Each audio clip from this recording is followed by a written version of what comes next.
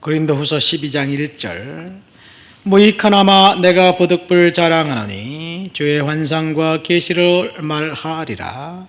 내가 그리스도 안에 있는 한 사람을 아노니 그는 14년 전에 셋째 하늘에 이끌려 간 자라. 그가 몸 안에 있었는지 몸 밖에 있었는지 나는 모르거니와 하나님은 아시느니라. 내가 이런 사람을 아노니 그가 몸 안에 있었는지 몸 밖에 있었는지 나는 모르거니와 하나님은 아시느니라.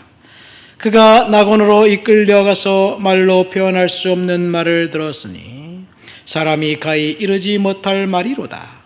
내가 이런 사람을 위하여 자랑하겠으나 나를 위하여는 약한 것들 외에 자랑하지 아니하리라. 내가 만일 자랑하고자 하여도 어리석은 자가 되지 아니할 것은 내가 참말을 함이라. 그러나 누가 나를 보는 바와 같이 내게 듣는 바에 지나치게 생각할까 두려워하여 그만두노라. 여러 계시를 받은 것이 지극히 크므로 너무 자만하지 않게 하기 싫으려고 내 육체에 가시 곧 사단의 사자를 주었으니 이는 나를 쳐서 너무 자만하지 않게 하려 하심이라. 이것을 내게서 떠나가게 하기 위하여 내가 3번 주께 간구하였더니 나에게 이르시기를 내 은혜가 내게 족하도다. 이는 내 능력이 약한 데서 온전하여짐이라 하신지라. 그러므로 도리어 크게 기뻐함으로 나의 여러 약한 것들에 대하여 자랑하리니 이는 그리스도의 능력이 내게 머물게 하려 함이라.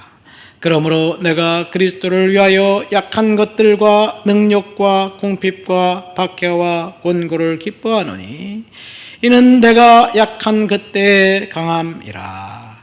아멘. 사도 바울의 고백입니다. 오늘 우리는 이 고백을 통해서 두 가지를 알 수 있습니다.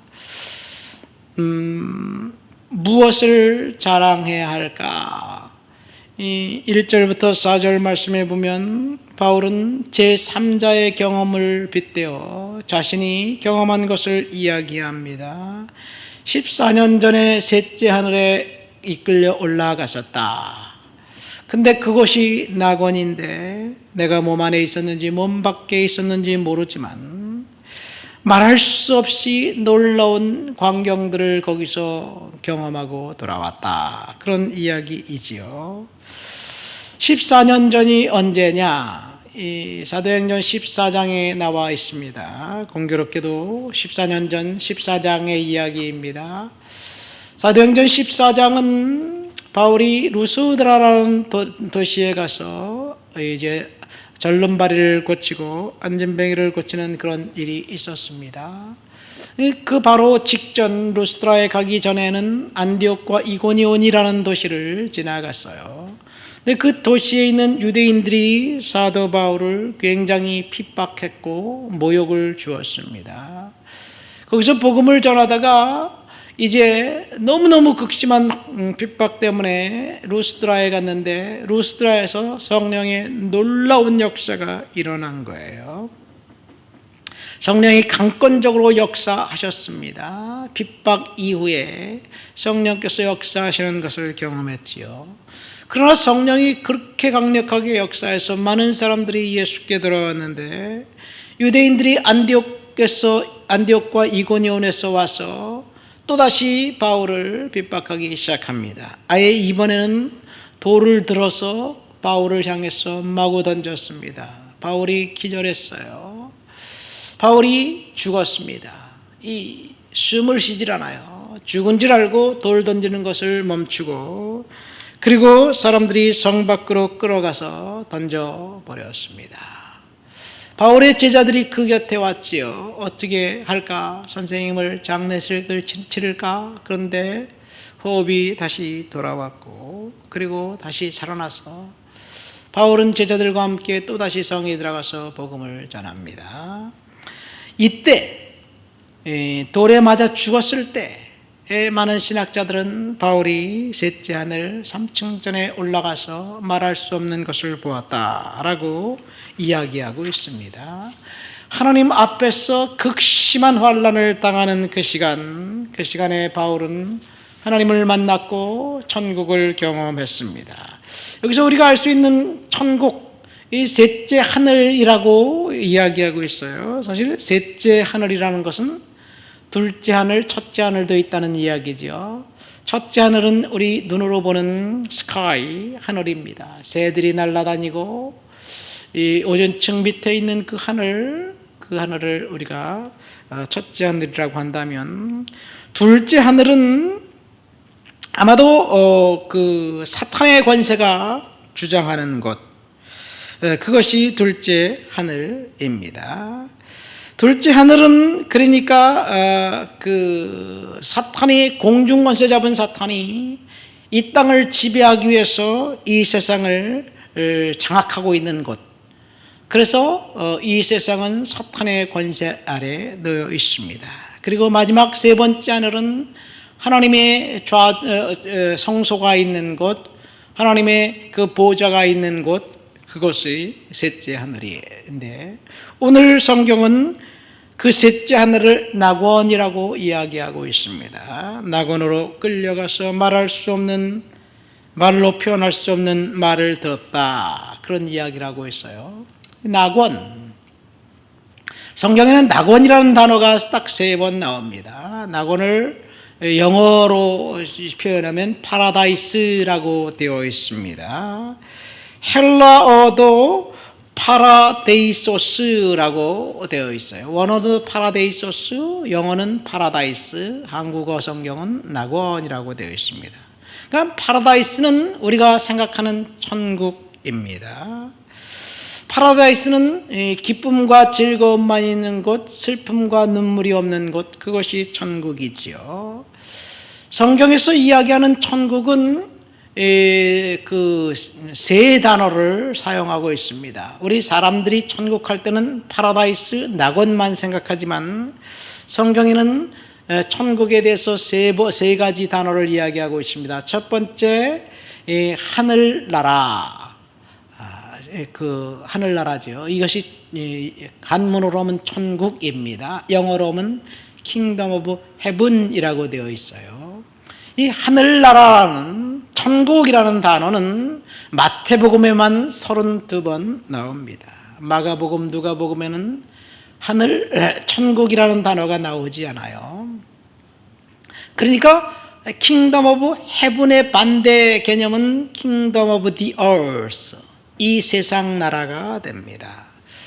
이 하늘나라는, 천국은 하나님이 통치하시는 것이고, 이 Kingdom of the Earth, 이 세상 나라는 공중권세 잡은 사탄이 통치하는 곳이에요.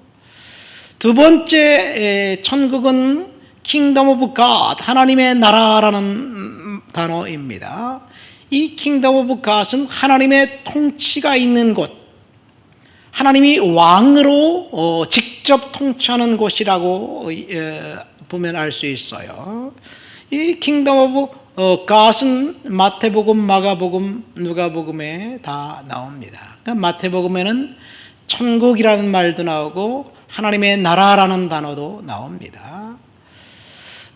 하나님의 나라의 반대 개념은 Kingdom of Satan입니다. 사탄이 통치하는 나라가 하나님의 나라의 반대 개념이에요. 그러니까 하나님의 나라를 예수님이 말씀하시면서 사탄의 권세를 축출한 곳에 하나님의 나라가 임했다라고 이야기하고 있습니다. 그러니까 우리가 사탄의 권세 아래 살지 않고 하나님의 권세 아래 살 때 우리는 하나님의 백성이 되고 천국 백성이 되는 거지요. 세 번째는 낙원이라는 단어입니다. 낙원은 파라다이스라고 그랬죠. 이 낙원의 반대 개념은 지옥입니다. 헬입니다. 그러니까 낙원은 죽은 사람이 죽은 이후에 가는 곳이 낙원이에요. 낙원이라는 단어는 신약 성경에 딱 3번 나와 있는데, 첫 번째는 어디에 나와 있느냐? 누가복음에 보면 예수님이 십자가에 달리셨을 때 한편 강도, 오른편 강도가 예수님께 부탁을 하지요. 당신이 주님이신데 당신의 나라에 임하면 나를 기억해 주십시오. 그러니까 예수님이 그 강도에게 뭐라고 말합니까? 내가 오늘 나와 함께 낙원에 있으리라, 그렇게 이야기합니다. 왜냐하면 그 사람은 십자가에 달려서 이제 죽을 것이기 때문에 그 영혼은 천국 가게 될 것입니다.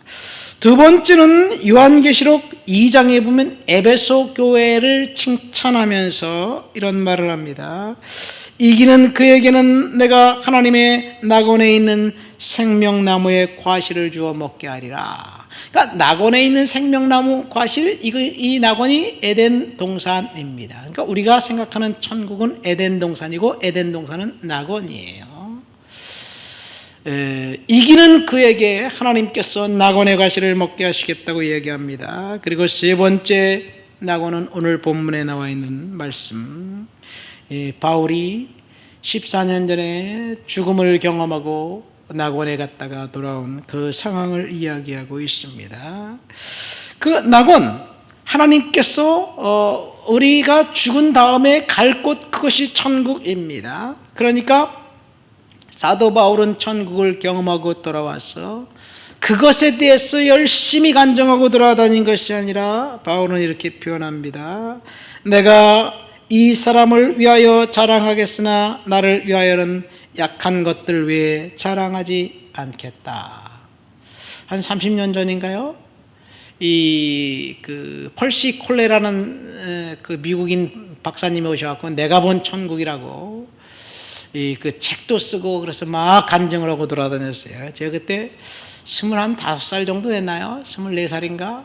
직장 생활하면서 인천의 어느 기도원에서 그 펄시 콜레 박사를 위해서 모셔놓고 집회를 한다고 해서 한번 갔었어요.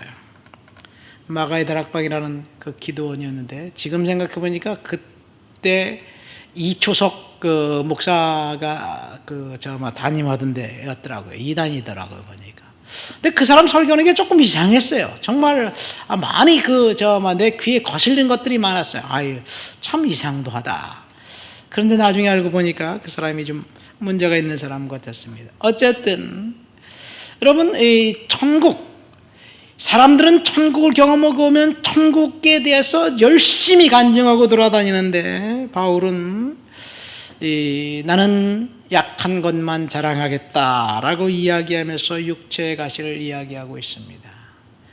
내게 육체의 가시가 있었는데 그것을 제거해달라고 하나님 앞에 열심히 기도했지만 3번 기도했지만 하나님은 내 말씀은 내 은혜가 내게 족하다, 내 능력이 약한 데서 온다 그러면서 하나님이 응답은 노였어요.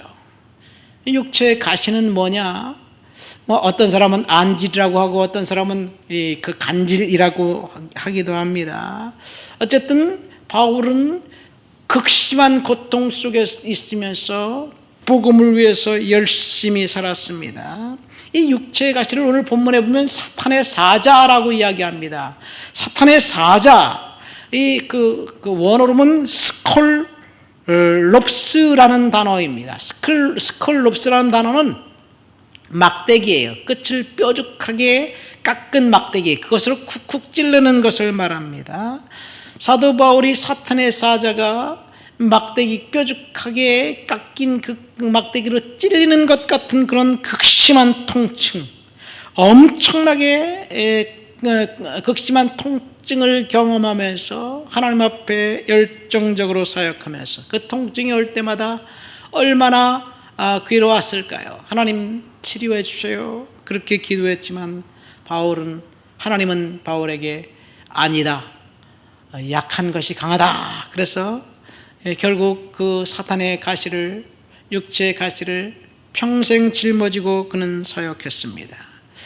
어쩌면 하나님께서 저와 여러분들에게 그렇게 말씀하신다면 감당할 수 있을까?